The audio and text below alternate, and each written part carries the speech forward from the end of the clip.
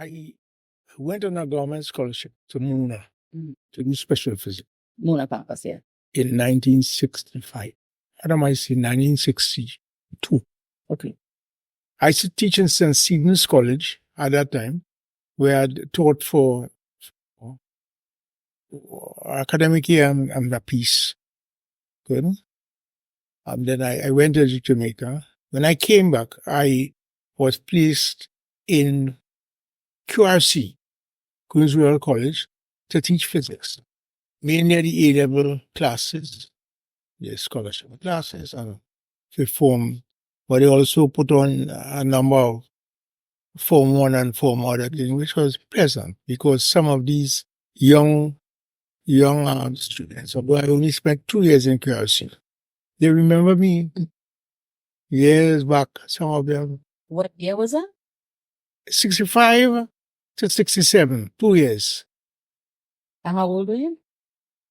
I was born in 1940, so in 65 I would be 25 years old. To 27.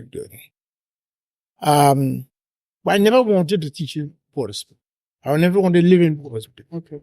I taught in systems and I had a terrible passion. I wasn't interested in teaching really, but I was interested in the development of the area I came from. And I said, if I'm going to have to teach and because on this scholarship with a 5-year contract with the government, then I want to go south. It's either you're sending me to Presentation College or the St. Stephen's College where I had worked, where country. St. Stephen was the only high school that they had in the area. All the other high schools were in San Fernando, boys and girls. But so I had to go to San Fernando. My brothers went to prison, my nephews went to prison, my niece and that. My sister went to school for 3 years in Bishop's Town. All of that. And I said I wanted to go back to the south. Mainly Princeton, if possible. And they told me, no, they tell me this man, everybody balling to go to QRC and this is cooling down. You don't want to do? I said, no. I want to go to Princeton. They must have thought I was mad. I tell them, no, don't. I want to go to Princeton. They need me in Princeton or San Fernando, if not. So they agreed in the ministry after pulling out two things that they will look at the question, they will look at my case as time passed. After the first year, I was so absorbed in the little black children in Port of Spain, in that school, a lot of black children, African and Indian, but mainly some from Laventille and all kinds of things. I got caught up in it. And it's true, I didn't want to be a teacher. I don't want to be a teacher. That's another question. But I said, look, if I have to teach in tongue, put me in so. They tell me, they look at it. After the first year, I was so absorbed, I didn't even apply to remind them. But every now and again, it will come back in my mind. And I raised the issue with them. I remember once I had exams coming up, A-level exams, and passed the senior class in physics, trying to get scholarship. So something happened in the lab, some say equipment or some. We found out that we didn't have some raw material that we needed for the exam, the practical exam. So I went to the office to tell the principal, for the name Lal too, that look, me sure that this is going to have to have this material by Monday, the exam. And he looked at me. We were good friends because I was hardworking and he liked me. And he was married to a woman from Princeton who was just next door to me. Okay. Next where I lived in Princeton.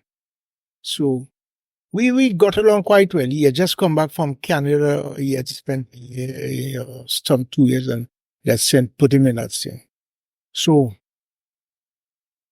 eager with this teaching and that I didn't want to teach, and now I get caught in it, and I can't get it out of my system.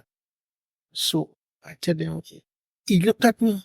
He says, "Sweet, why did not you shoot outside your pants?"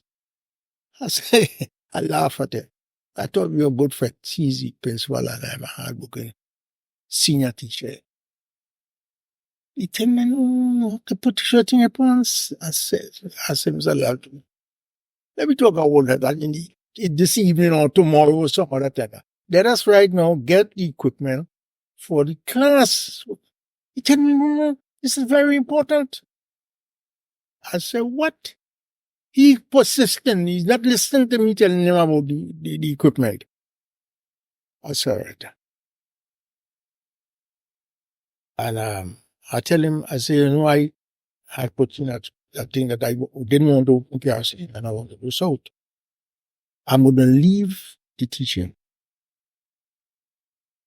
If you press in this point, it makes no sense me saying I have to go to the ministry and he took what they call the phrase for it in front statement. He go and report me to the ministry, which is just next door.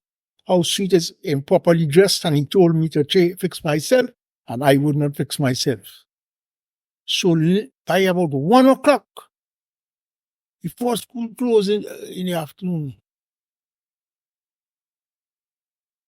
I got a letter from the ministry. He just telling me that Mr. Lalto had reported me for insolence and persistent and badly dressed and all this kind of thing. If I do not obey his instructions, they will have to take action.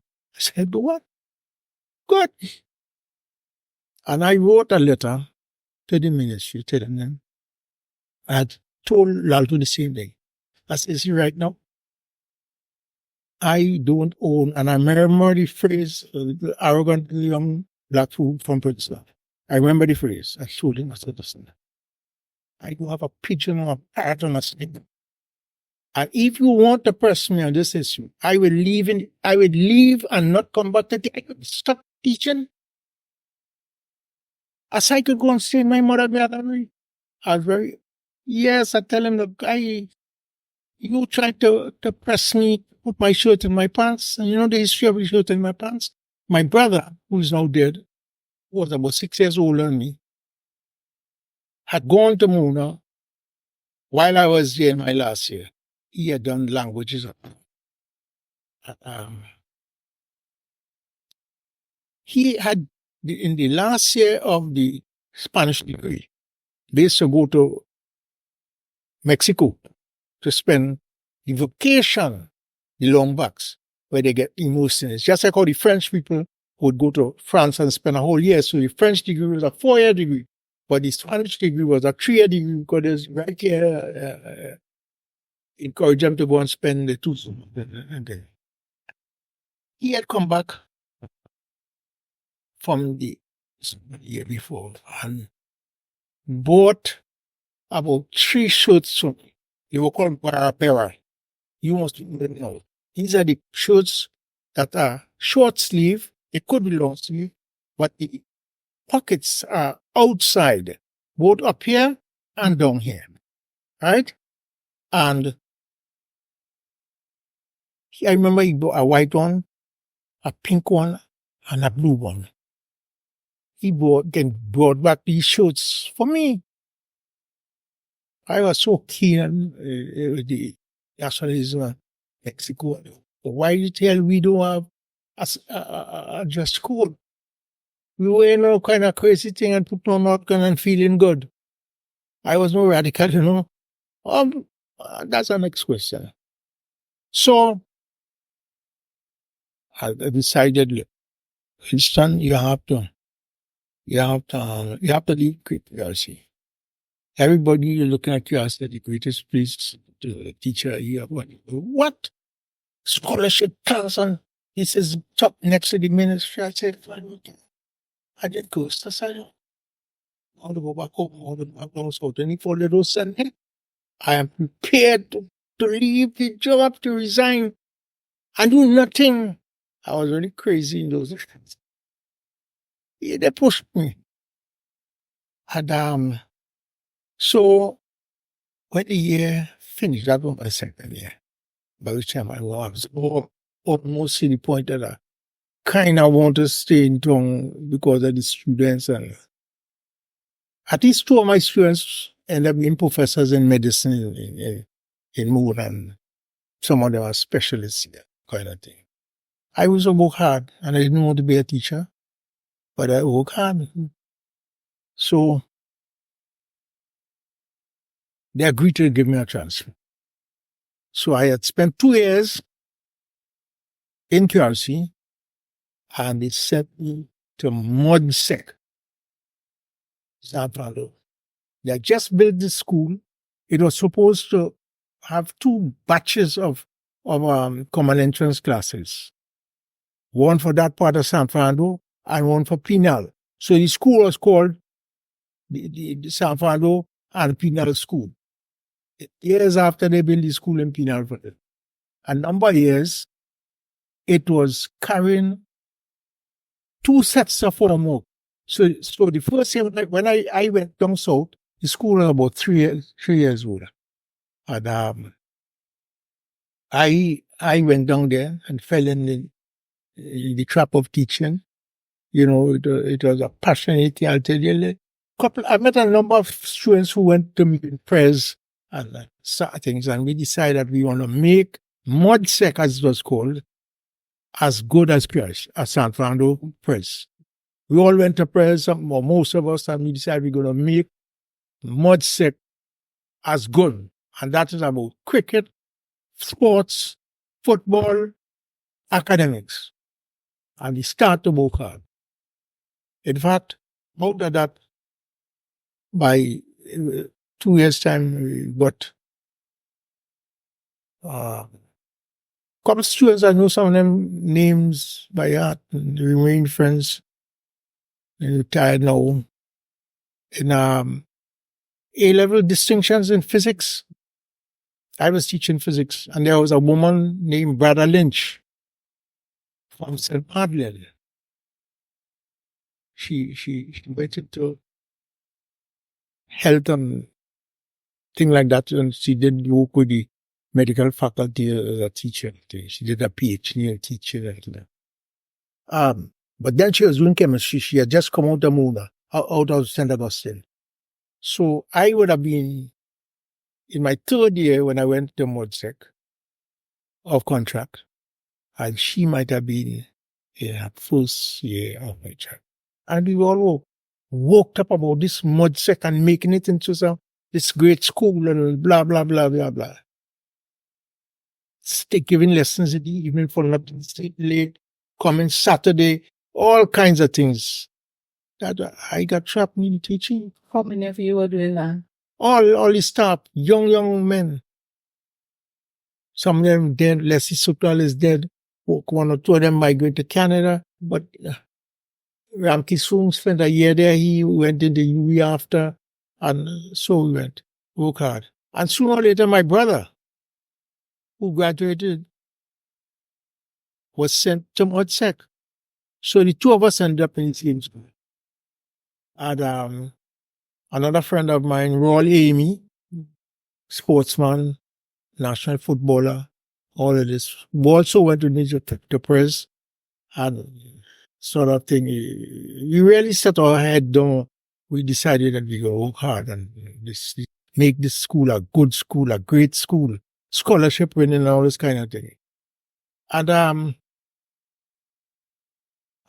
so I'm now in San Fernando, 65, 67, 65, 66, 66, 67, 67, 68, and now in 68, the 1st year in Mudsec. Miss Thompson was the principal, and 68, 69, and then 70 is 1970.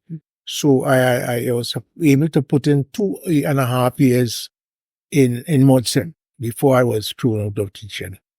But it was such it screwed up my head, because I remember one day a friend of mine who had graduated about a year or so after me, he did languages.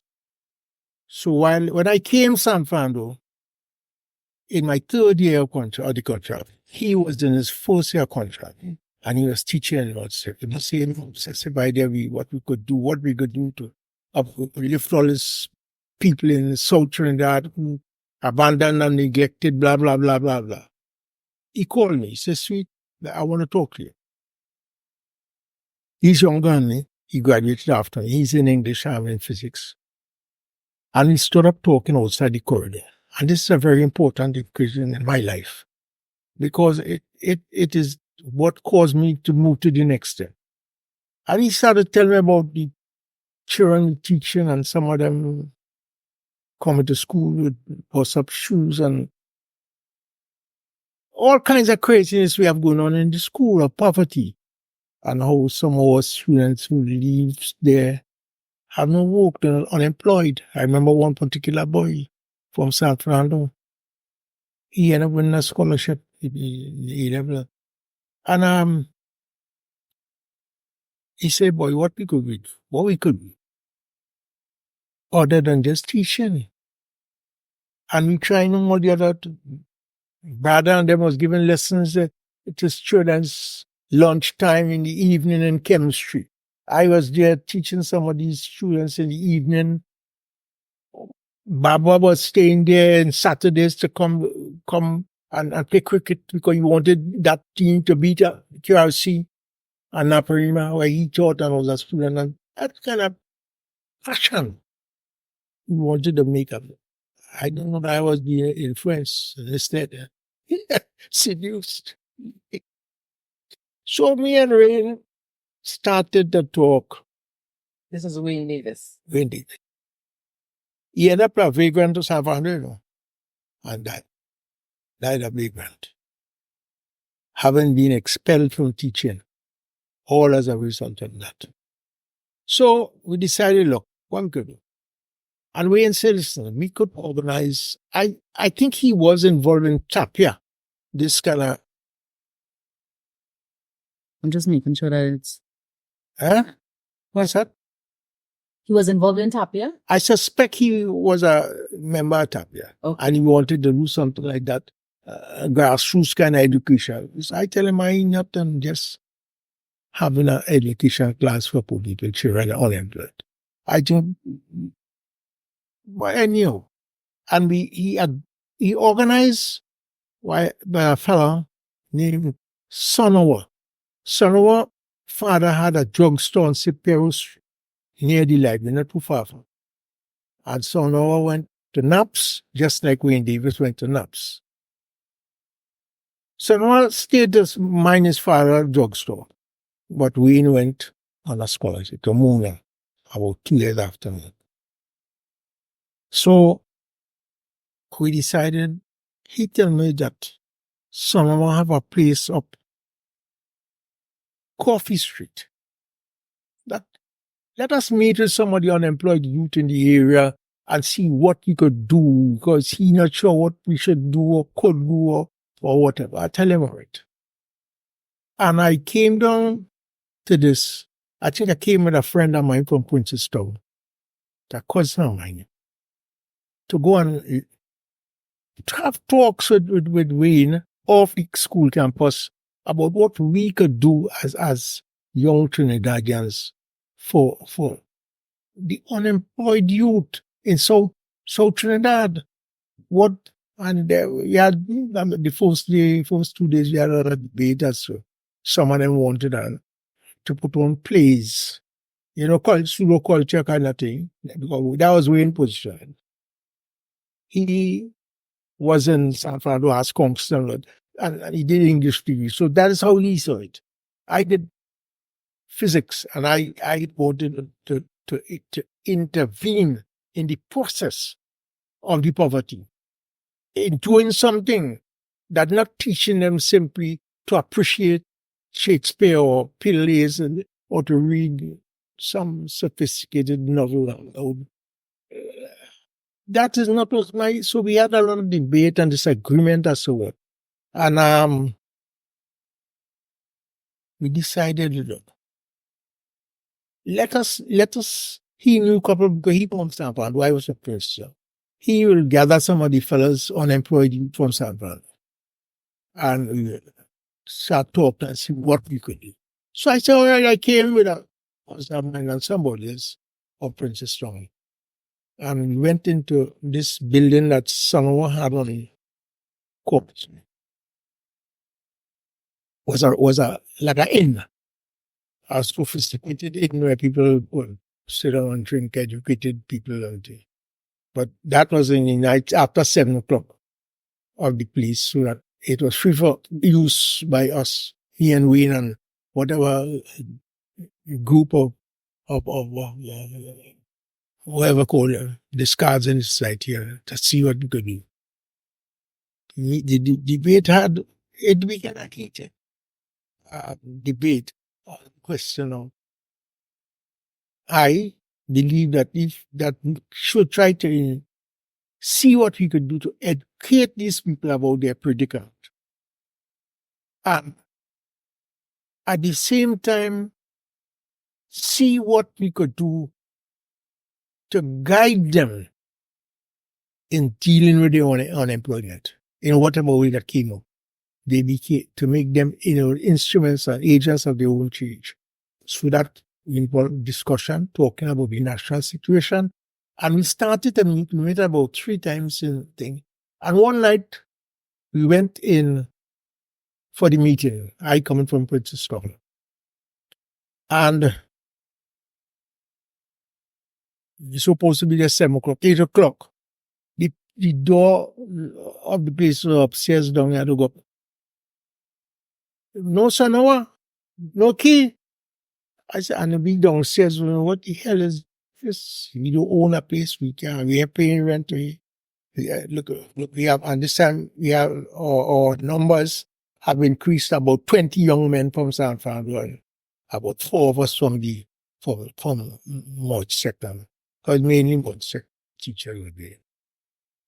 And somebody suggested that there was a fellow called Basil Alexis, had a rum shop on Cipero Street, and that he liked politics, and that the person said, they sure Basil will give us his rum shop, which is going to be empty most of the time, to keep our meetings. And we walked down Coffee Street, down Cipero Street, into Basil. I talked to Basil. Basil said, the place, take it quiet.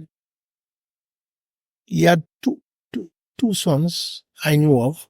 One was in a 5th form around my time, and another 5th form with me, even at medicine in Howard. Then, and another older brother son who was in one of my brothers in class. So he would have been 4 or 5 years older than me. So his children, one was away studying, and one in class in presentations mainly. And he was one of these activists kind of interested in the national politics in San Fernando. Roy Joseph and Jang and all these politicians of that era. And we had our meeting there. Just said, you could come in anytime, any day. And I tell him, thanks. We suddenly no longer had to go and stand up and wait for Basil, for Sanawa and this thing. But at the same time, toying with 2 things. That while we try to educate the people in South Trinidad, the young youth, many of them high school graduates and some drop out from school, we have to get them to understand their own predicament.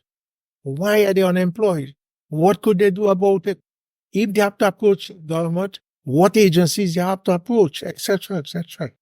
And at the same time, was it the need to evaluate the size of this problem, which became staggering because every meeting we have next week, the numbers grew larger and larger, young fellas from all over the housing schemes in San Fernando. Marbella, Vista Bella, the port of Monrepo and all this. So we decided that what we need to do is to make San Fernando aware of the magnitude of the problem of unemployed youth. And the best way to do that was to stage a march to put the young people who are unemployed on the street to march from Monrepo roundabout through the streets of San Fernando up on the promenade, where we would then allow people to speak, gathering, and anybody else. That we planned that, and that was early March, April. In fact, it coincided when NJAC went in Churchilltown was the same day.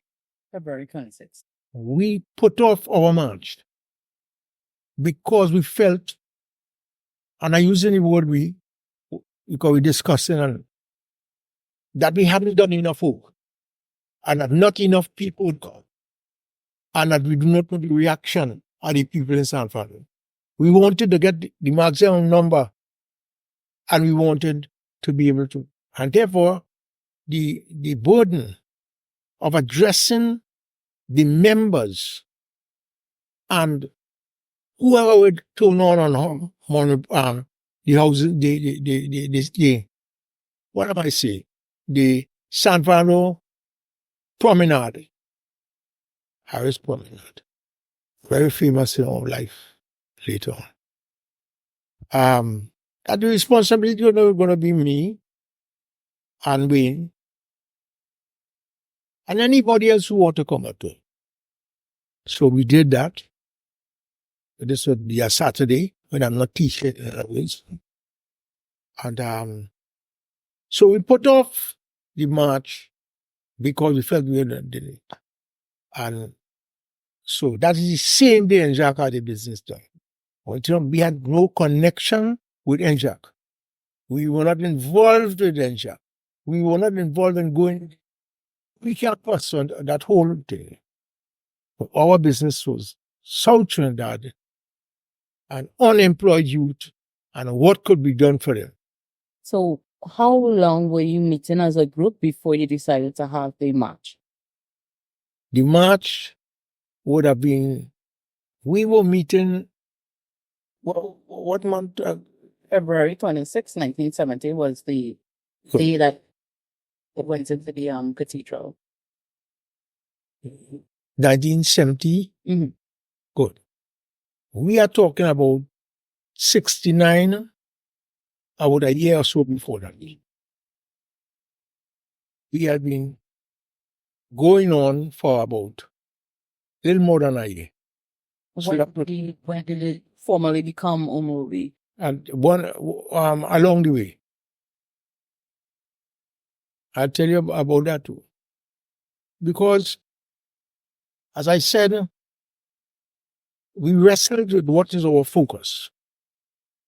And I had read a little bit about Marcus Garvey. And I've been naming this organization, the Universal something. So I patterned the name. I take blame for it. Patterned the name of UMROBI, Universal Movement for the Reconstruction of Black Identity, as a kind of mirror image of Garvey, although we were not saying a Garvey movement, but we would have been influenced by Garvey's original thing. Then we staged this march out right. And we went through the streets of San Fernando, coming down up onto the promenade. That was my first public speaking. Was that? What day was that? That was Saturday, because we have to teach. All my other colleagues have to teach. So it was originally supposed to be February 25th. Yeah. But it was postponed to when? I think the week after, or 2. So that was your first major public speaking moment. How did it go? We had an impact on Salva. Because many people came out to find out what that's about, what all the thing about, and people by this time understanding. I want to make another statement. We are not the first in San Fernando to talk about unemployment march. In fact, the first organization to do that was an organization called Young Power. It was started by Michael Alls, now deceased.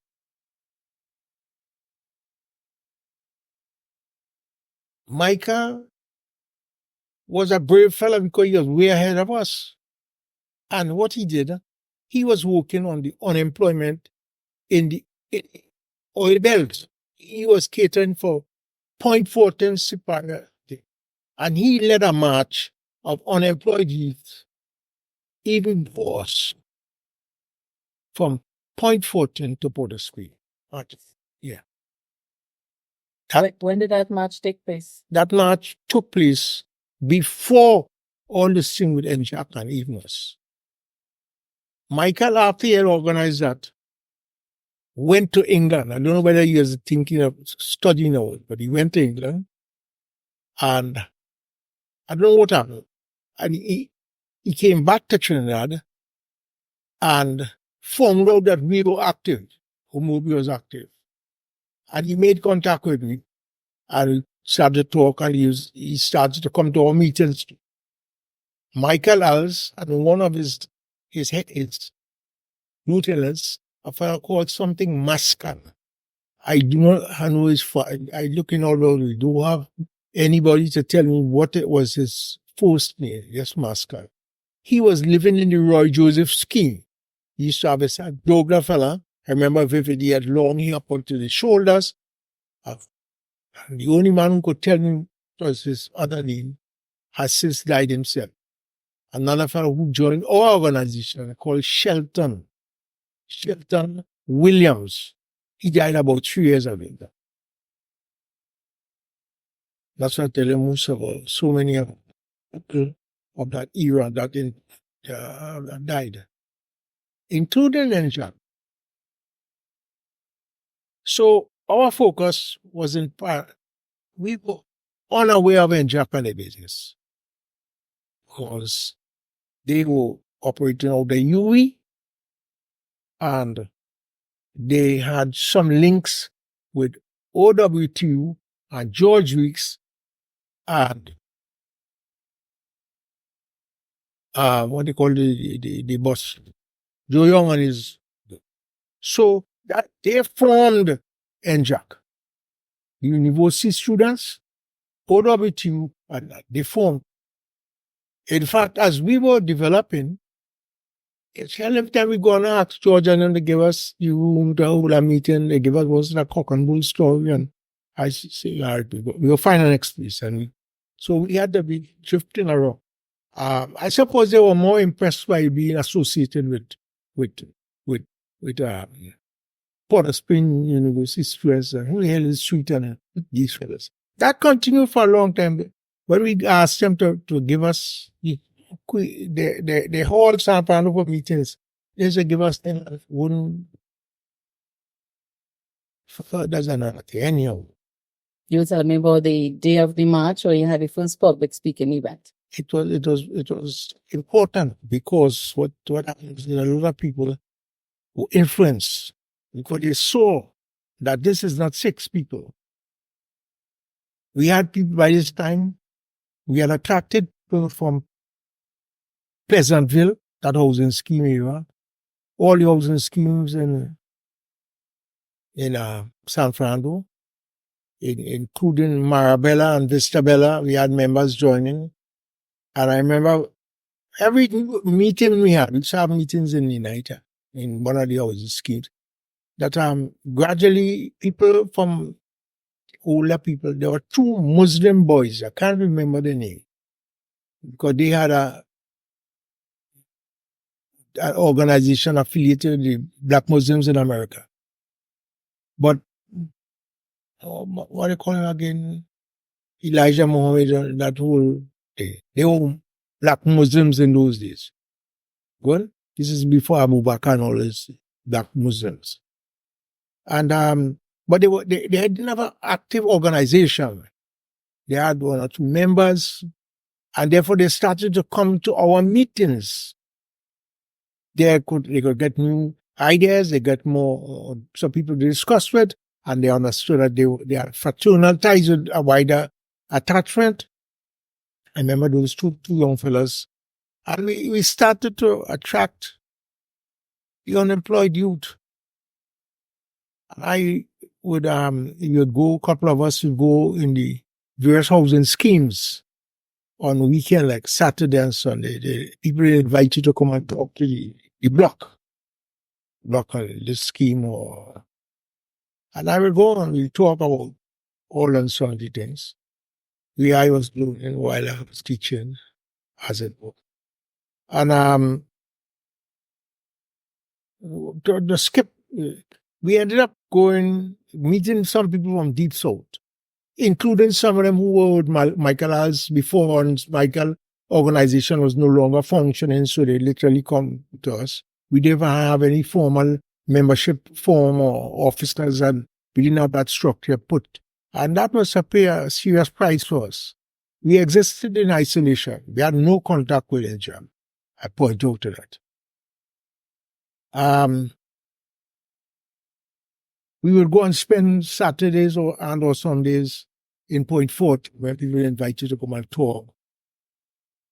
Or one of the housing schemes started to increase your catchment. Princess Strong, where I came from, all of Marabella, Isabella, that whole area up to Clarkson Bay, and San Fernando itself. That was our focus. South children. When the issue about Sir George Williams and that thing, this is when the NJAC became aware that there was an organization in San Fernando called Road. NJAC became aware of that. And he didn't have a very pleasant relationship, because they felt that they were in the news and they were in the papers, and who the hell is these fellas down there? Worst of all, George Weeks and them joined NJAC. Had almost nothing to do with us. We had to pay to use a hall to have a meeting and this kind of thing. But we continued. When this Sir George Williams thing blew up further, and people, and some of them were coming to Trinidad, and Williams said you got to pay the money to stop the Canadian people, because they throw out students and destroy what do the students do, blah blah blah, etc. So at this point, NJAC increased its mobilization in North. They were to go to Tobago. But what was interesting is that when they had their big meetings in the square, some of our members, even I myself, would go to the meetings, but I must jump backwards. Before that, one of our meetings that we had San Fernando, that would start sometime morning to high up in coffee and then go straight onto the promenade where we'll talk to a larger and larger gathering of things.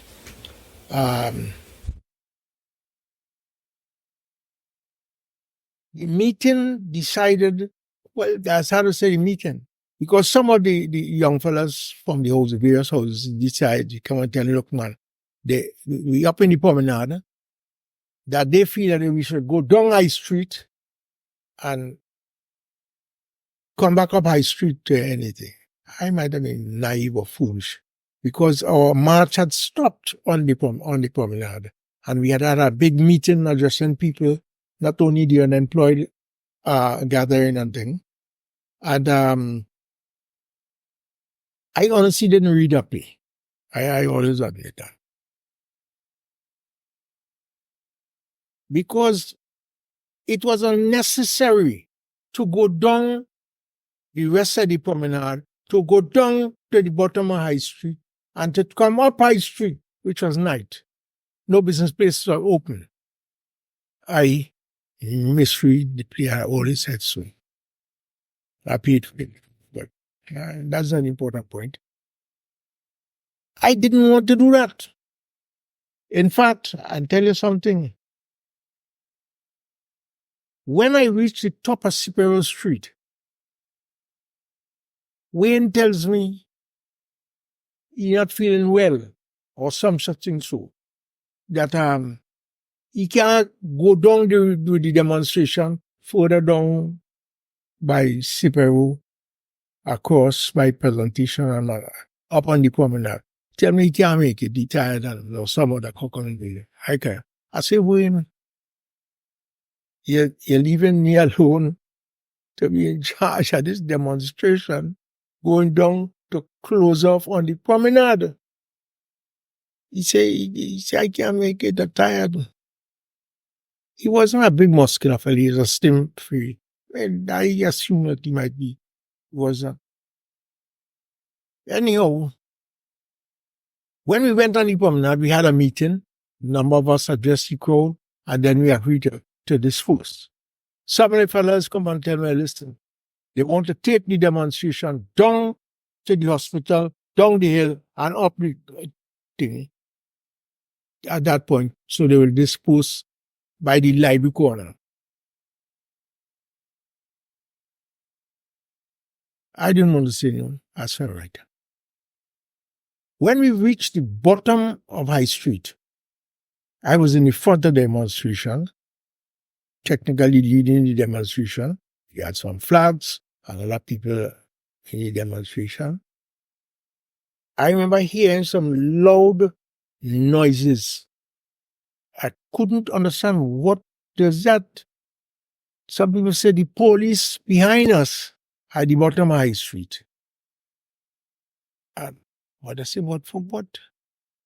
And then we realized, yes, there were police down there, but that some of the fellows had started to pelt bottle into the showcases of the business place at the bottom of High Street. I said, Winston, it's crude. Can't find the way in, nowhere. Because I know Will tell me he can't go, and I say, all right, Wayne, all right.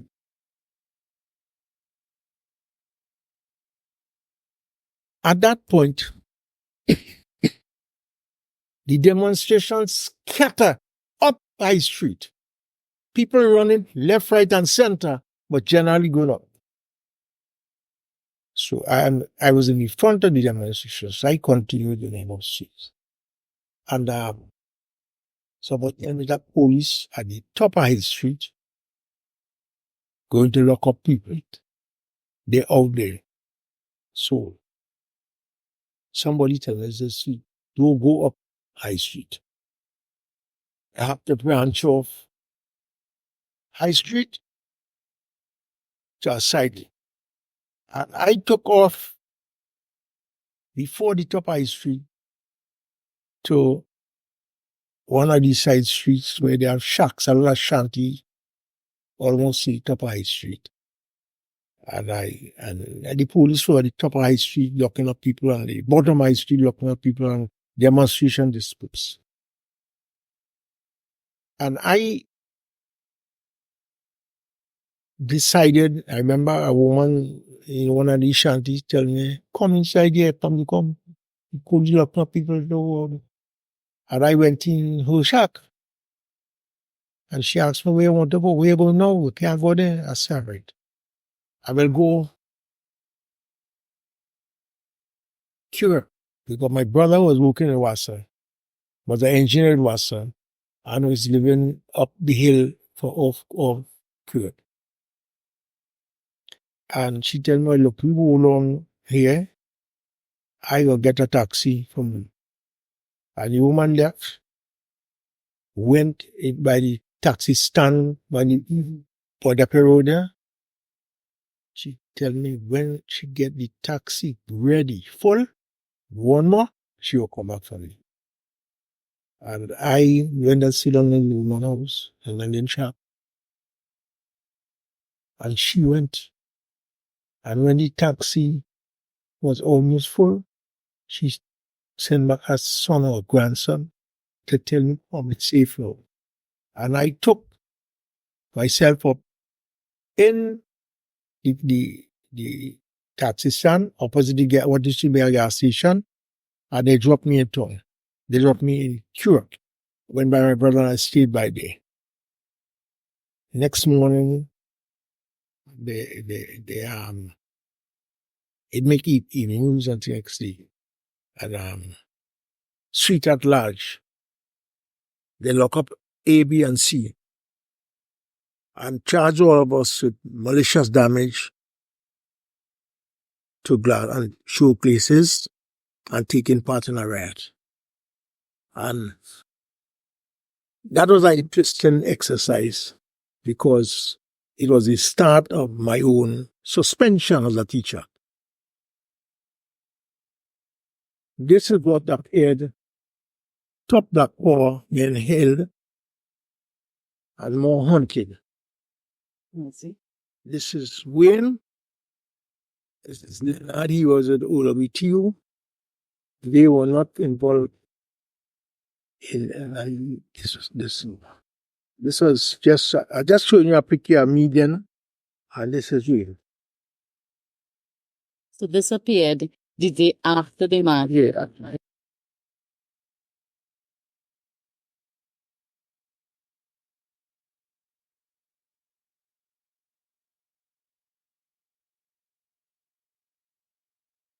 This is no, that is not the one that, No, this would have been in April. yeah. This is April 25th. So there was this thing, Suite is at large. Yeah. Do you have a copy of that one? I'm trying to you will find out shit. So at that point in time, UMROBI's leadership was just you and Wayne Davis. Well, we were the main leader. Okay. There had other people And involved. what was Roll he? Amy and all other people. Who else? Roll Amy. Mm-hmm. That's in Some people. other people. But Nearly all them dead. what was the? Can you give like a rough estimate as the number of your membership? That's another interesting question. Because of the very nature of there wasn't a club with membership, I see. and that's it. It People was would just show up. yes, Okay.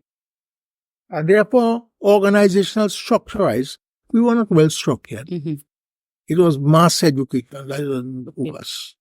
It was not forming a lodge. We had no membership dues. Right. We had no registration. Mm-hmm. It was free. People like me and Wayne and others Yeah. giving their service to educate black people in the area. We had no structure in a sense. So you believe that the guys who told you to carry the march down High I Street, think he did. He did. you think they did that as a way to hide the activity? They wanted to go and march. They must have thought Mm-hmm. about breaking up some glasses. You mean like they specifically? I woke up this after. Yeah, of course. What? Do you think that it was just a simple, like they just wanted to loot, or they No, targeted not looting the specific- place. It's just or just destruction of property? destruction of this because nobody noticing them I see. or the unemployed. And this is an unemployed strike back. So, But it wasn't like they targeted specific businesses. no, they're coming up by the street and Seem random. they're marching up Yeah. the thing. And But so the who joke was is- arrested? Huh? What was it? Was the joke? Well, here, I disappeared. I explained to you how I disappeared with the aid of one of these Did you women. ever find her name? Find out her name? Ever. I knew the people Hmm. in that area. So I you know, came. I felt I was doing. escape artist route I was up doing- to Curragh. What's that? You took an escape artist route up to Curragh, hide in some woman's house and jump in a taxi. From the library corner, straight in a taxi, took you up on there, and from there I went up. And then the next day you see Suite at large. Well, in the meeting. well, when I reached my brother's house, he said, "Boy, the police looking, they're going like said, they'll come there. And I remember he carrying me on campus. I was a student long before in Muna, and I wasn't a student here. Yeah. And in talking to him, he said, boy, somebody said they know the Clifton the Cotto, who became a minister, also from Princeton. In fact, he was a student of mine when I was teaching St. Stephen's here young. The question was, if it's come here, the police might come here. So somebody suggested, look, what campus and spending night by Clifton, or students' campus, one of them. And somebody took me and carried me on campus and I spent the night. The next morning I come back by my brother. The problem at that point is, I'm going to jump back to something, but things, let me take it slowly. Let me see if I could get it.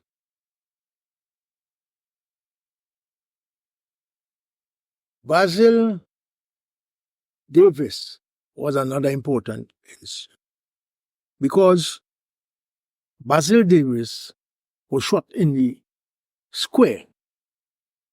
And by this time, the government had sent me a letter next morning, put me on suspension, me and Wayne, for taking part in a riot and breaking glass case. Street break this glass case, and Davis break that one. The police come and say, so what the hell? They say, yes. A policeman said, he saw you do this. I get away from a jail like that. Just kill your teeth. I had a mission. I had a mission. Because if I'd come up by street, anything like that. And they charged me for taking part in a riot. I was put on suspension. And the glass case cost $1,500, so I was charged for my damage of a glass case and taking part in a riot. And those two cases were the drag on for 15 years. Let's see if we can get the chronology correct. Yeah. So, this protest in Port of Spain by the Student Guild and members of the union was February 26th. UMROBI postponed their protest until the following week, so that would have been the early part of March, Yeah. right? March. And so that's the protest where that riot took place. Then the day after that protest, you said that you went to your brother's house. The following day, there was a publication saying Suite at Large. So early March, right? Yeah. What happened is that Basil Davis was killed in the square. That was in April, right? April 6th. Well, and Basil Davis, I had been in the town to a demonstration. By that time, I was not teaching. They had suspended me. You were suspended already. Good. Okay. So you were staying at your brother's house all that time? You were staying up north on campus? No, I just had spent a night there. I went by my brother. But the funeral of Basil Davis,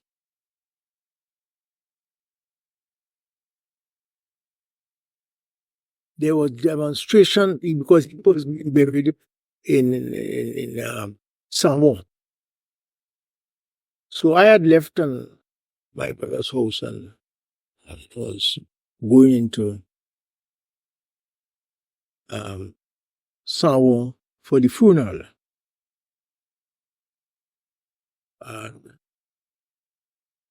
While it is wild there, somebody tell me that on the. I see. So I didn't go to the cemetery with the big 100,000 thing. I just turned back, get in a car, and I went back here. Went by my brother. So I was charged before that because of the riot on the high street. And this was what suspended me. Okay. I was suspended from teaching based on those two charges, where a policeman named Brayton from Princeton was the chief witness giving evidence that he saw me. He was to be a chief witness in another charge later on. I had come out, I told you, I was in the square. I saw the shooting. Can you tell me more about that? Yes. A lot of people congregated in the square. And you had people running up and down and moving up and down in the square. And this fella, Basil Davis, and I remember he and another fella who I didn't know, from Port of Spain, was running out of the square towards the western corner. That is the corner towards the church, the cathedral. And the library. Right. And I was not too far from there. But I was in the square and saw he and the other boys, all them walking around in the square. Anything. And then I took no notice of him. I didn't know him more. They were waiting for, I suppose, get it to somebody else to give us speech. I had gone to something, a big paper was on the tongue. I went in the tongue. And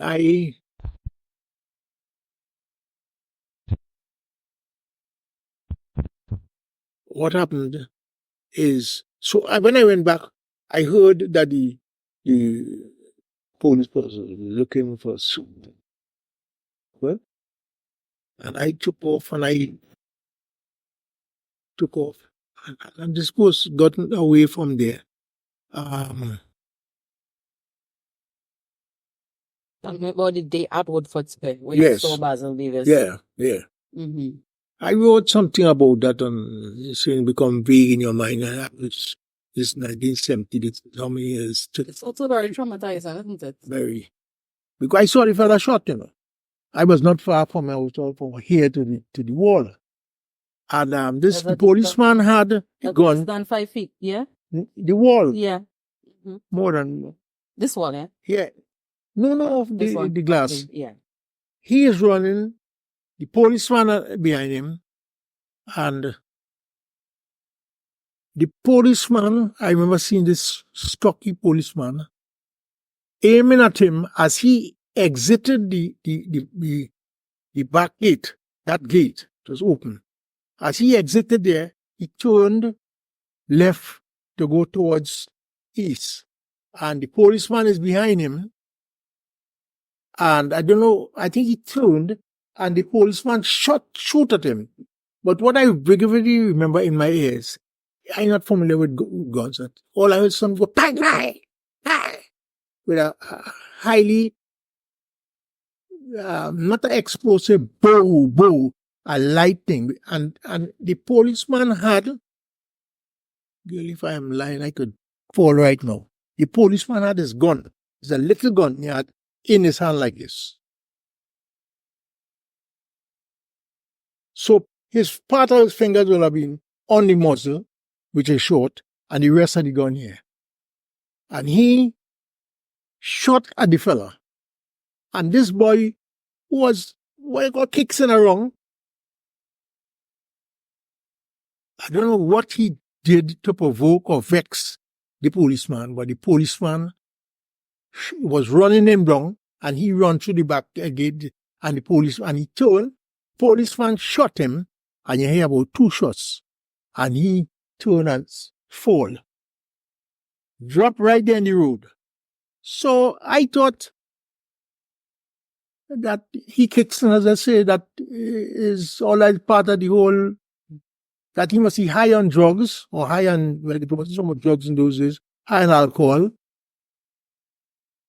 And as he fell, some people went towards him, turned him over. And when they turned him over, what I was near enough to see a speck on his clothes, his jersey opened up so, and a speck of blood, because it was not a hole. I am not familiar with guns, but to me, it was a speck of blood. And as he dropped on the ground and turned over, I say he kicks in. I didn't put two together and say, well, boys, the police shooting, but you hear the noise. The police come up and tell people, get away from here. The fella is on the ground. And some of the people say, but the man gets shot. And the people coming out to help him, because some realize that he's seriously wounded in his chest, left side. And I had never seen this. I never see a man get shot before. I have not been into, I'm a school teacher. I am not involved in this kind of thing. We didn't come out for that. And somebody say, well, get a car. And somebody say, call a car. And they lift him up and put him in the car to rush him to the hospital. Later on, we hear that Basil Davis died. And that those shots were shots in his heart. The first time I was so close to the shooting of a rooster. I'm a school teacher. University, I graduated from this shot. I said, well, what the hell is it? You understand it? Anyhow, that was the death of Basil. Became a big issue. And he was young, right? He was a young fellow in his 20s. Good. I would have been 29. He would have been possibly a little younger than me.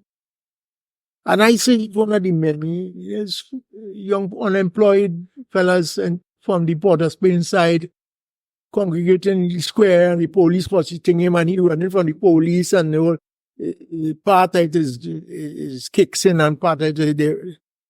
And the first time I ever saw somebody shot and killed. So this became a big issue. And when I reach my I'm trying to get back things. When I reach, it is this. I went to San Juan, to go to the funeral. The funeral took place on April 9th, so just a couple of days after Good? anniversary. Yeah. And somebody tell me the papers are Suite at large. Suite at large. Did you know that the police was looking for you? I suspected that. Yeah, this is the state of emergency. I'm gonna start gotten this in a whole newspaper. I got chance to find that before you go. Far did you get? Because I know the funeral started. They say I coming from east. Yeah. I reach San Juan with the thing coming. Yeah. And people say that the other side of the funeral was by the overpass. They were coming up Port of Spain to go up from south, yeah. Start the road, yeah? Yeah. So you didn't make it very far. I reached the junction, the Quasi, and I take off. Good. So that was that. I am now on suspension. Yeah. You and Wayne Davis. Did you speak to Wayne Davis after the protest, the riot in Sando? No. But No, he, he went home. yes. Right. And then you said, In fact, I have said that Wayne was never on the promenade. I do not know if he changed his mind. But at the top of the Cipero Street, Dwayne came to me and told me, listen, I don't think I could make it. I'm tired. Just by this funeral agency on one side of the Cipero, I said to myself, Wayne, you're going to leave me alone with these men to see about this thing, man. Tell my boy I tired and so on. I half believe him, half didn't. But time came when I make the point, to the best of my memory. I remember standing up and seeing Wayne going across, it's about 3 streets, right? Going back. But this funeral agency is there, behind. And I want to say, what is a bitch? This man is going anyhow, forget. Good? I went back with the demonstration. I said, listen, you can duck out. If you want to duck out, that's his business. And, well, later on, this will come up. Because they charged Wayne for being in that riot. And Wayne's father was a big man in charge of WASA at the time. And there was police. And they couldn't witnesses. save him from getting the charge or being suspended from teaching and losing his job and becoming a vagrant, going mad, becoming a vagrant. San Fernando. One day somebody came out, by this time I'm working in I think or something. Somebody called me, it's sweet. Well, that's just I said, quite sometimes I do go San Fernando. This is, I think I'm non-stop in the week. They tell me, Wayne is a vagrant San Fernando, you know. I said, what do you mean? They say, Wayne sleeping on the road. You had to come down south and see Wayne sleeping on this, in the pavement in San Fernando. That's where we're in reach. He paid the ultimate price because the suspension. What I did, I decided I was not going to stick around. I knew that they were not going to reinstate me. So I decided, Winston, what you going to do? You have to start planning. When I was put on suspension, I didn't know what the hell I'm going to do. I was still thinking it out. Then, when the state of emergency came, I realized that you ain't getting back in no teaching job. And when I was inside, I wrote a letter to Ken Julian if I could come and register to do a degree in engineering. That's why you during While I was the detained after, you decided to become a student. Yeah, again, because I said I'm not going to sit down in my house and let these people school me because I'm not getting no teaching job. I'm on suspension. In fact, I was chosen, as some people say.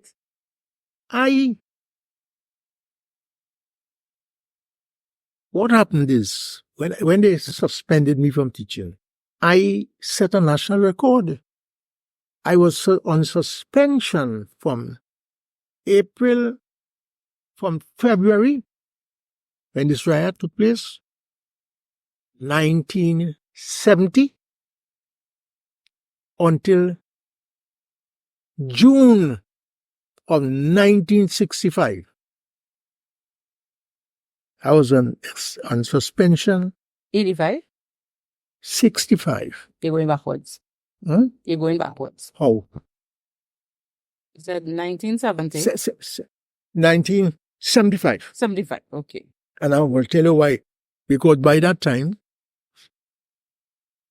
I had done a bachelor's degree in engineering and a PhD in engineering. So Genius is, what's the record? What's the record? Longest 6 years. Well, check it. I was reinstated when the government decided to no longer carry on the charges against me. The main charge that the two charges on high, I won it. Okay. I fight my case myself. Mm-hmm. I represent myself in court. Good. And I'll tell you why. And my wife had nothing and you didn't study law. She was law sometime after. So,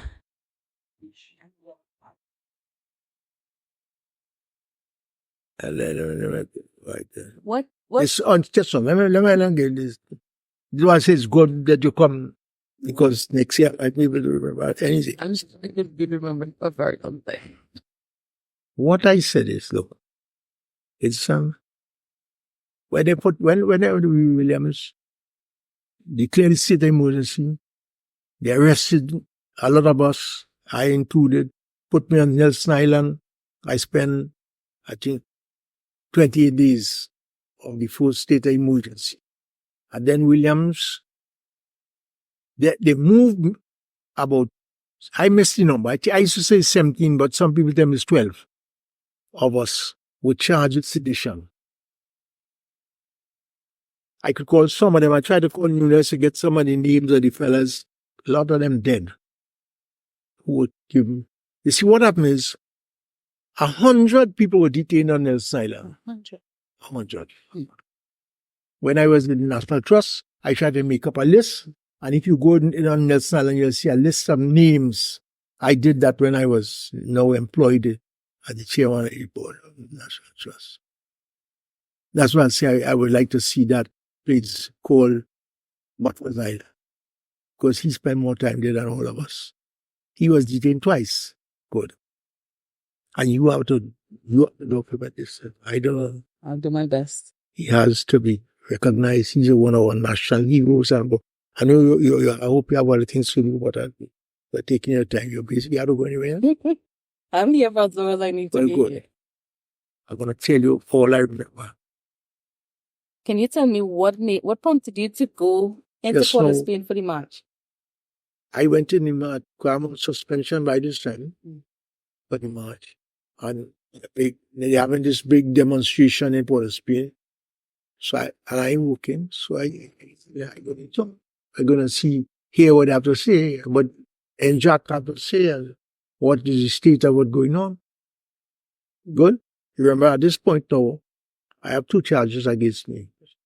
Malicious damage to the tune of $1,500 and taking part in malicious damage and taking part in a riot.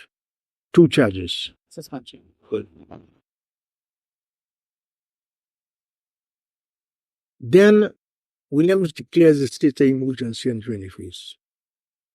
I am in my mother's house. We had a meeting in San Fernando. And I came home, my mother's house where I was living. And we was all talking, a couple of us on the pavement. Me, one of the fellows I tell you was really dead now. And somebody else was there talking. The boy is 2 o'clock at time to go and sleep. And I went inside in my bed in my house. And then suddenly, come in the back and tell me, police outside come for it. My mother in a state.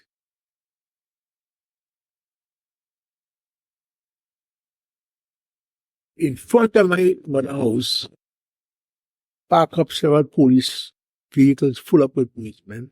And the back of the house, in case I flee or attempt to flee, they had big long guns by this time now. So I'm going to find out this when I come outside. Because when they come to the front door knocking, a little old house, my mother, my father there. Police come. They come. The big man in San Fernando send us to bring you down. I say, but for what? They tell me they don't know. They just give instructions to go and collect me and bring me down and they charge me. And that was the truth, you know. The policemen who called, they know what was going on. They didn't know it was a state of emergency. No, they didn't know that. They found out after. But they were told to go and hold people. And I was one of the first people who said, I want to be held. When I told my mother, she said, boy, the police outside. She said, I said, don't worry yourself. Worry yourself. Whatever is to be will be. Check off. Changed my clothes, and I went outside when I reached in the, then I go in the back seat. policemen on one side, and I in the center, and then policemen in the front. Then I seen police coming from all the back of my house, loaded with big long guns. In other words, I realized that these fellas surround the house. They had gone all along the back in the bush, around the house, in case I tried to run, that they would shoot. Good? I realized that when I come outside, I see people on the back of the house. Yeah. Carry me San Fernando in the room, the main charge thing, our office in front. And tell me, oh, the big man. I try to remember what the hell was his name. Send them to bring me. And they bring me, they put me to sit on the chair and tell me hold on there. And I said, what am I here for? They tell me the boss will come there. So it was 4 o'clock in the morning when they took me to my mother's house. And I never saw a senior policeman to tell me anything until about 8 o'clock, 9 o'clock. I am sitting up, seeing people coming, they walk in, then they bring in, come and they put Winston had come and Nuevo Divas, Diaz, 3 fellows who work in the union, senior officers in the union. They put on, they don't seem to know one of suspect, boys that sit there. You just see.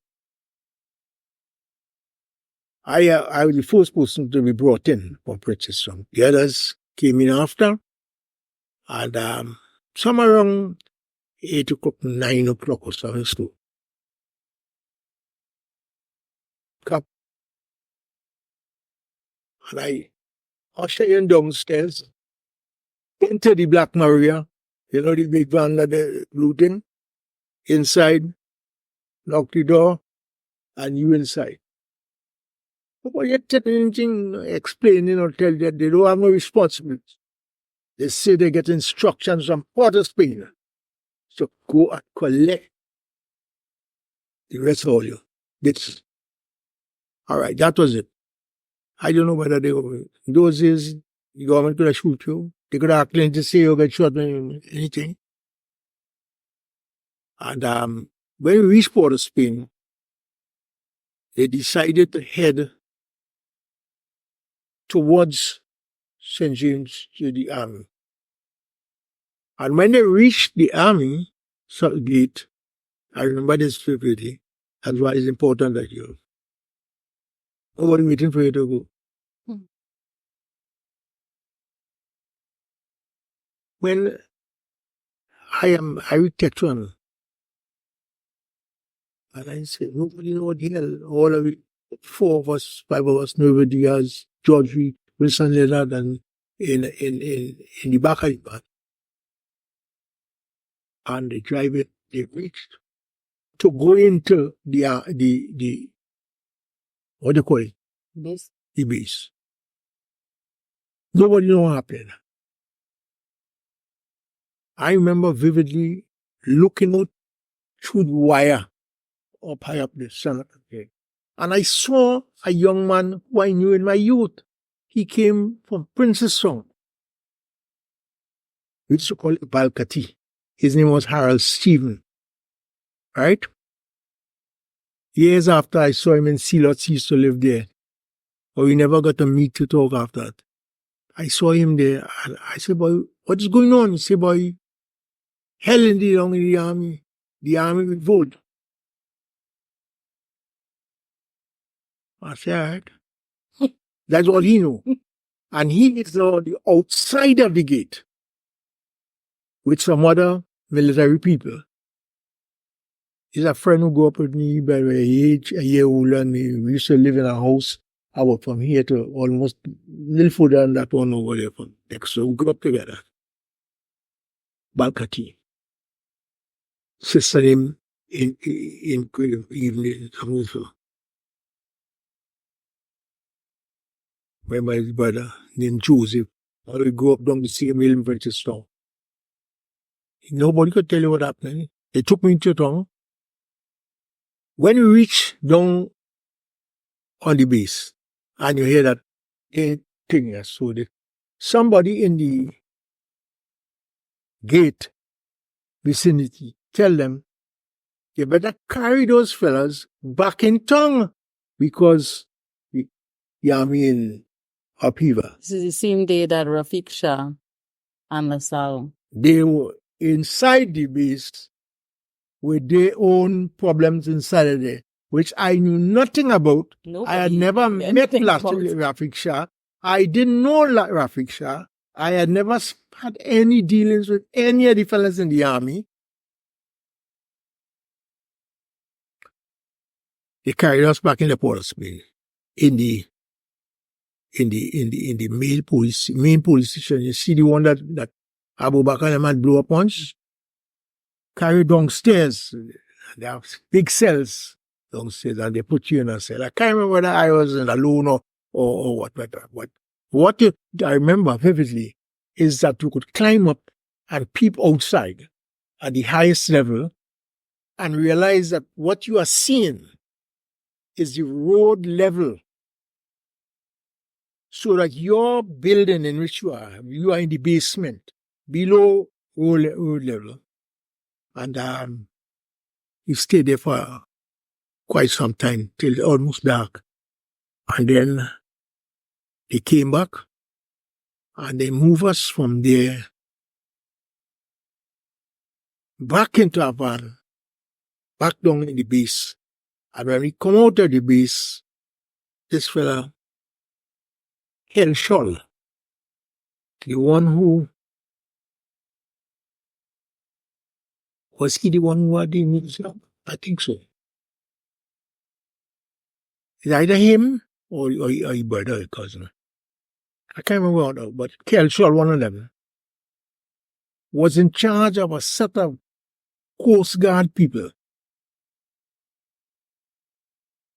And they took us out, put us on a boat, and carried us out to Nelson Island, come out, and you went.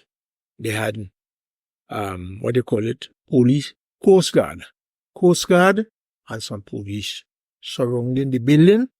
The building is still there. You should go and get a view of it.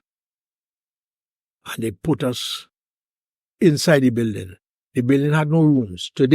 Subsequently, they went and they built cells. But then it was one big open hall. And they locked the front door down. And that's it. So that now this is night of the Williams state of emergency. By the time you find out there is a state of emergency. So while you're downstairs in this basement, you're hearing people running up and down. Police running up and down. Because some of them frightened, they jump in, they're going. Because they're afraid the army. And every now and again you hear some gun shoot off. And you are now 8 feet below ground level, kept in this darkness, literally at the mercy of whoever and whatever, on whatever charges. I spent 25 or 28 days on those numbers there on Nelson Island.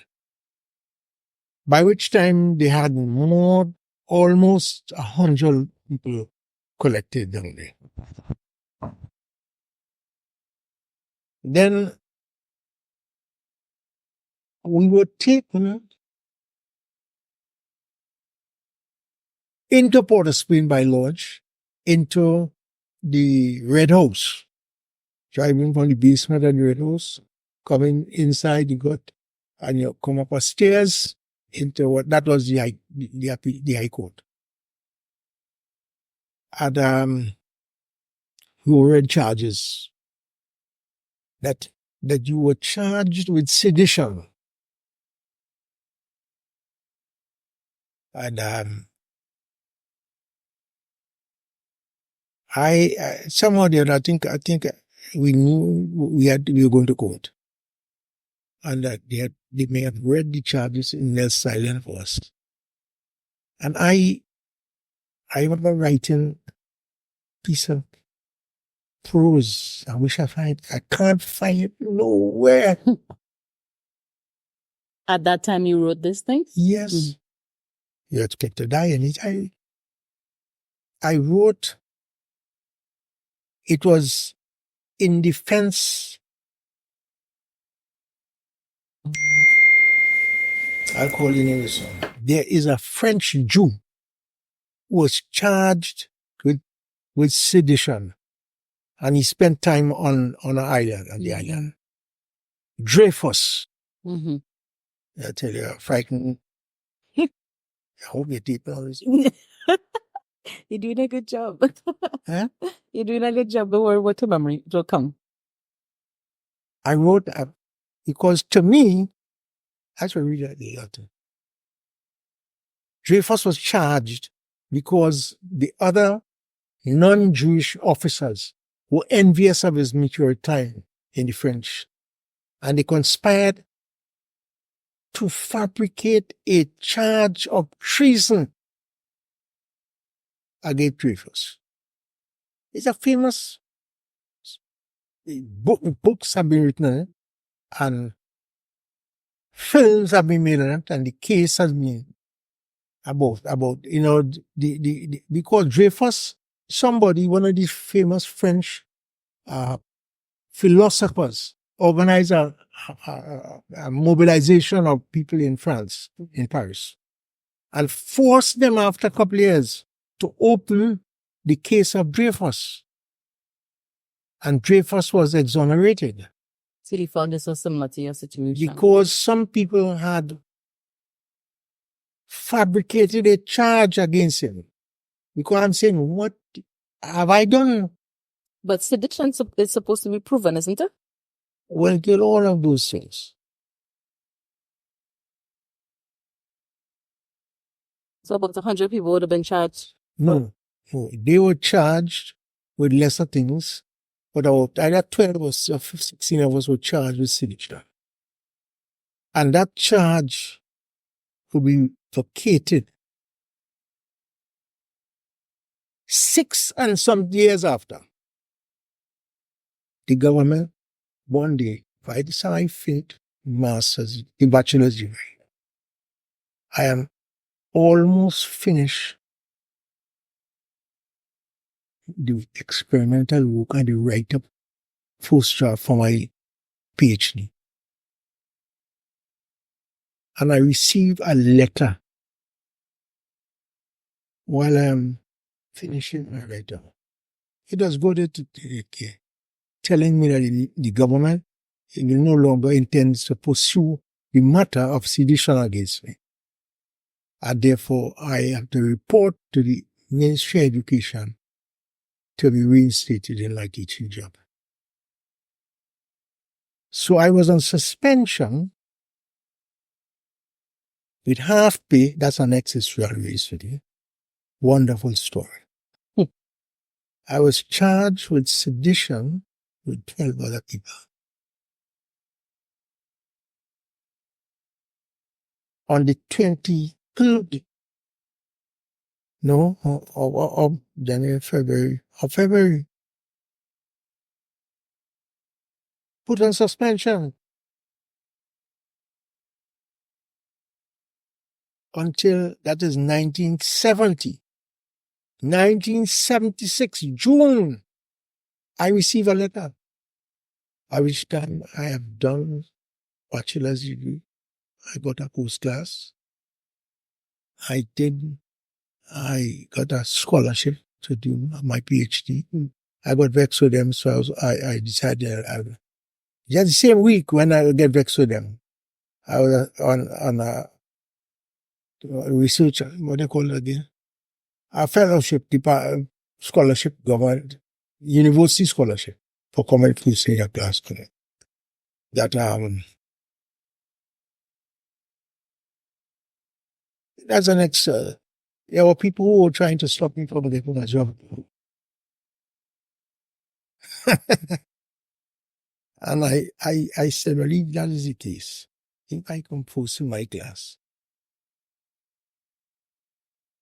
and all you don't want to give me a job, and I see you hiring other people, the years before, hiring people who ain't do as good, I think I said, no, I got mad vexed. And I said, it's a good thing I'd been working Penamel. I just decided on my own I was not, if I finish, I did the bachelor's, but it cost me 4 years. Because after I'd finished the first year and going into second year, in November, the government extended the state of emergency and locked me up the second time. So I was to spend in all, first, he spent from April to November. to November. First state of emergency. Well, first situation. And then, Then the second state of emergency, it was about 9 months. So in all, it's about 15 to 16 months in prison. in prison. The second time, therefore I lost a year. I ended up doing the degree in 4 years that I should have done. And while I was in there, I said, I'm not going to waste my time. At least not at all. And I decided that I would set my own pace. I would finish my PhD. This is not arrogance. This is, I was screwed and I had to catch up. So I decided I will not spend 3 years. I called up my potential supervisor. I said, if you telling me to come back and do a master's, as if I come to do a master's, maximum 2 years. I will finish this 2 years. All I want is support, make sure that they correct their time, 2 years. If it's a PhD, 3 years, I'm not stinging. I've lost 2 more years. Good? So, I told you, the government decided after 6 years or something, 6 years and a half, that they will no longer pursue that case. In the meantime, I had defended myself on the 2 charges in San Francisco and had them thrown out. Appear in my own defense. So, it took me about 3 years for the case to come upon. Every day I had to take time off for my lectures and to go down Sabal or mad vex. And there's no stopping when you're mad vex. You do all kind of things. Mad vex. If you weren't suspected, I was mad vex for years. I would be mad vex too. I finished my PhD experimental book in a year and a half. Really? And when they told me that in June, I had almost written up the first draft. And I said to myself, well, stand these people testing me. And I go in the ministry, and I remember the fellow who I had to meet. I tell him, I say, why you all sending me point 14 as a relief teacher? That's openly. You're trying to get me to resign. And he smiled, he said, possible. You said that? It's not possible. And I said, never forget it. I decided I will go. Conveniently, I got annoyed with the university because they didn't want to appoint me on a job. Right. Somebody make me apply, and when time come, they had a meeting, and they said, no, you don't have enough experience. So they're not giving me, I don't have enough experience. And they did not want to. A certain fellow in the faculty was senior in the department. Didn't want me, I wasn't the right kind of person, and I was so sure that I'm not the right kind of person. So I resigned from the teaching fellow, the what you call teaching assistant, instantly that evening. The same evening I decided to resign, I get a letter telling me, report to the ministry. I say, so I resigned from you, and I say, I finished all work. My first reaction was emotional. It was to go not telling the truth. Was to burn my thesis. I had all the experimental material up in 2 years. These 2 people in it, that's driving me. But how would I used to doing that? My bachelor's, my PhD finished almost. What am I going to say that I'm a mother incompetent of what it is.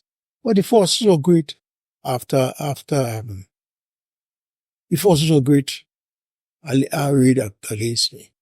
So they sent me to Port Fortin as a relief teacher. I did it for 2 weeks. If 10 upon I was living to be San Fernando, racing hard.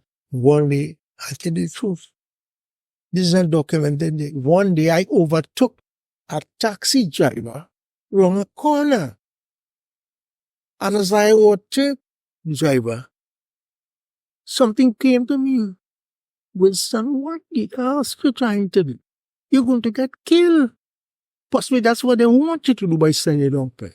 So you know what happened? In the June, you resign. So I resigned from teaching. And I changed my mind. I said, I won't burn the thesis. Good. Almost finished it. Because my aim was 3 years. I had it done inside of that. But the force read against me. They take long to correct it. So it ended up 3.5 years before I graduate. I said, well, the others, the forces that are against you are not equal to the forces that are for you. I left. I resigned. I went to 3. Teaching.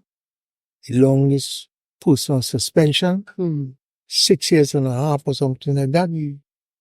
And then they threw up their hand and they no longer charging signature against me. I had won the case in San Fernando. I had a PhD. I had a master's degree at Pennsylvania. He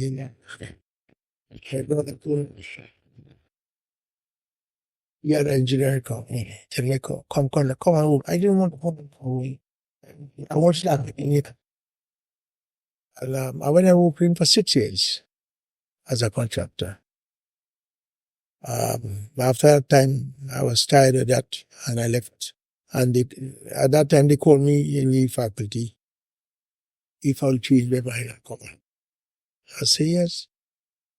And I went back to the university after 6 years.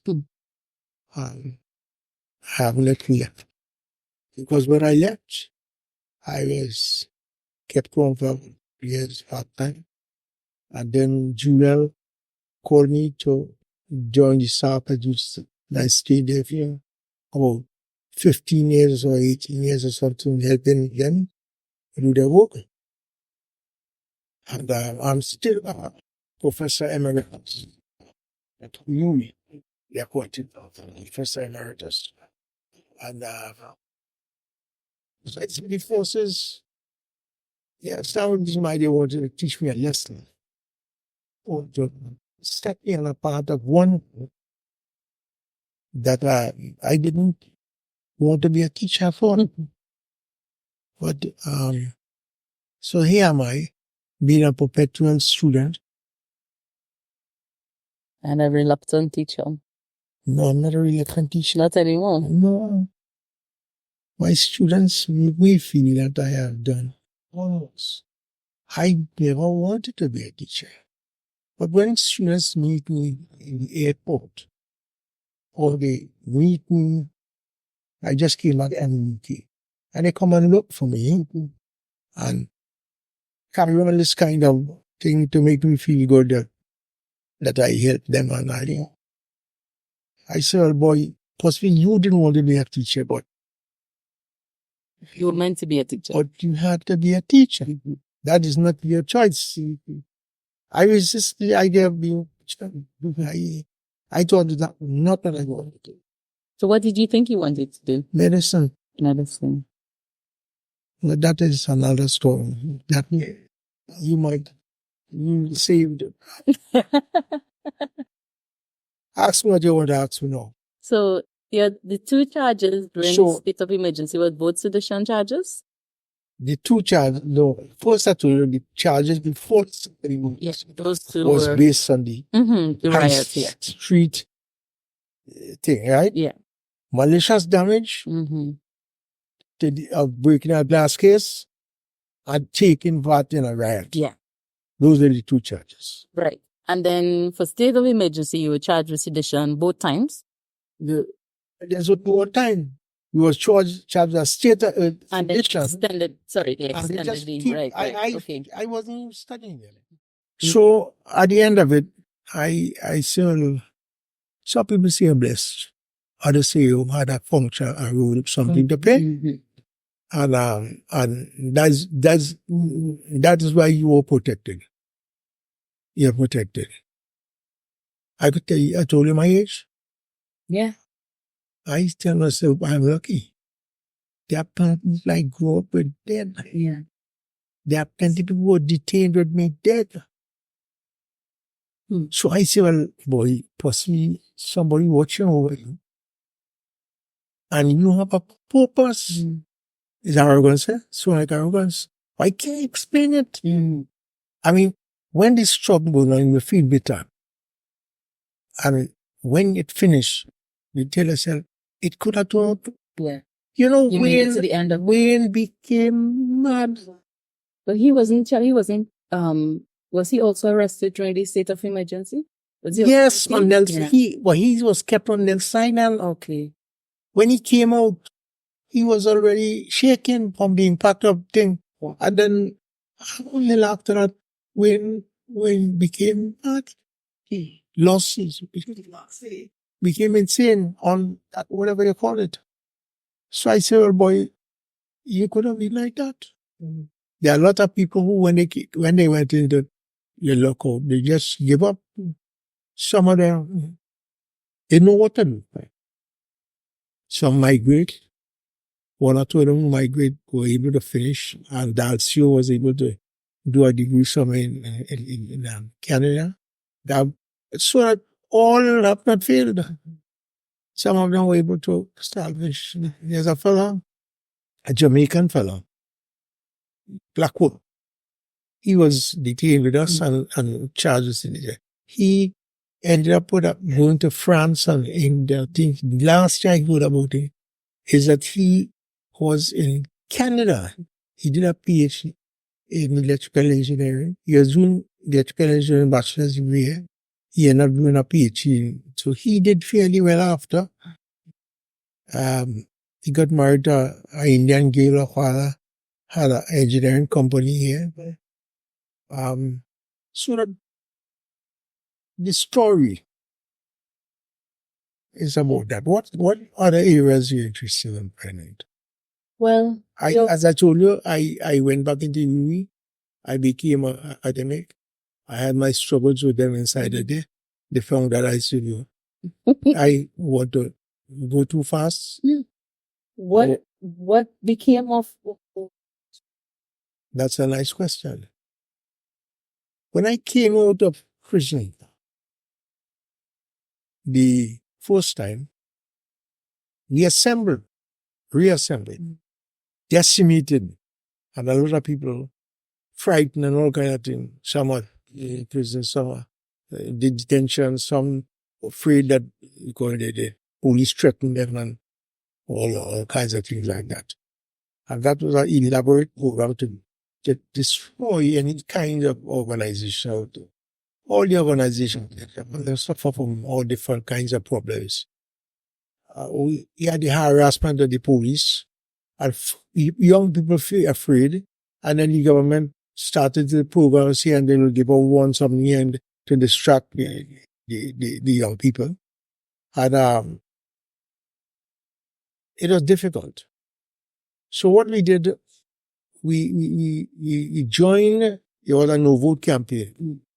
We got involved with Millet and their organization, a few other organizations, and we organized the no vote campaign. That was when I came out. So I spent my time studying academic work and doing political work. That was all. I stopped reading anything, never go to stop with the cinema, stop with something, all done, divide the go to my life for 2 days. The organization and getting a good degree. And then That was then the second sitting locked up again. And we came outside and reorganized with great difficulty. And after somewhere around, I'm trying to remember the exact time. This is about 1976. We had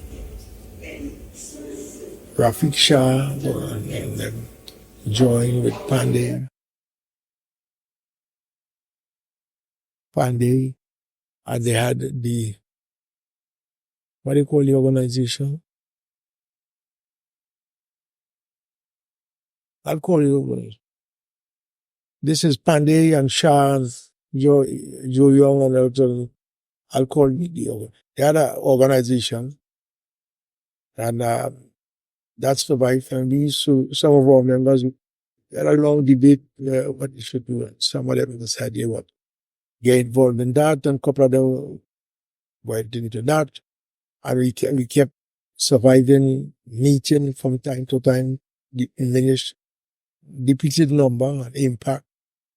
And then we started to face reality. That is 6. What if some of our members went tried to be in ULF and be in our organization? Christian and that. So the strain became too great for people all 6 years older. They have wife and children, and the question of jobs, difficulty in getting jobs. You can't get jobs with profile. Something.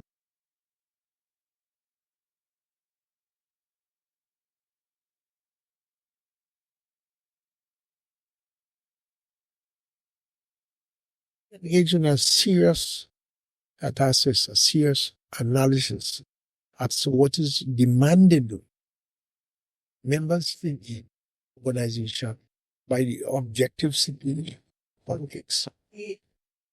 And decided one day that demands for to make.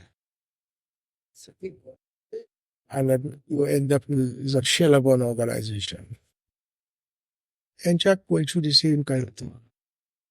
Decided that we will close down, shut down. The sad, bitter day. And we did that for a number of years. Members shut down but kept active in it. Some members went in the trade union movement. Others had to do it then and go away. And my own postal case, I decided that there are other ways to contribute to this side. I took up the issue of writing. I hope you will be interested in this. I took up the issue of reparation. Yeah. And I've written possibly a dozen papers. Mm-hmm. Mm-hmm. Some of them have been published, some not published. Mm-hmm. About what reparation means, what do we expect of our so-called national leaders. Mm-hmm. But first I broke up the whole historical period into looking at the issue of the African man in the Caribbean as a slave from the transatlantic slave trade. So we've had this struggle for ownership and a struggle for economic power going on for a very long time. I think that's reflected back in this 1970 revolution, even though you were part of the, you weren't part of the NJAC, that whole movement officially, you know. We were carrying on our main focus was unemployment. Yes.